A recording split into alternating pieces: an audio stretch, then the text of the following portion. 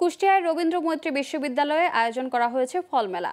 সকালে বিশ্ববিদ্যালয় চত্বরে দিনব্যাপী এ মেলার উদ্বোধন করেন উপাচার্য প্রফেসর ডক্টর শাহজাহান আলী।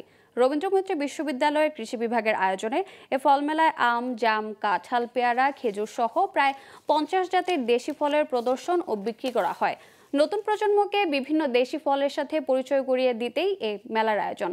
তবে এমন ফল মেলা আরও বড় পরিসরে আয়োজনের দাবি শিক্ষার্থীদের। এদিকে ফল মেলা ও বিশ্ব পরিবেশ দিবস উপলক্ষে ক্যাম্পাসে আলোচনা সভার আয়োজন করে বিশ্ববিদ্যালয় কর্তৃপক্ষ। ব্যতিক্রম ফল করমচা সহ আরো আপনারা সিজনাল ফল জাম 2-3 ধরনের জাম পাবেন, যাতে আমরা দেশীয় বিভিন্ন ফল চিনতে পারি এবং এর পুষ্টিগুণ সম্পর্কে জানতে পারি। যেগুলো আমাদের দেশি ভ্যারাইটি, এগুলো সম্পর্কে আমাদের সবাইকে সচেতন করা। এই ফল মেলা এবং বিশ্ব পরিবেশ দিবসের আলোচনা সভা সাফল্যমণ্ডিত হোক, এটাই আমরা কামনা করছি। এবং এখানে প্রায় 50 রকমের ফল সংগ্রহ করা হয়েছে। আমরা আশা করছি আপনারা ফলগুলি কিনবেন, খাবেন।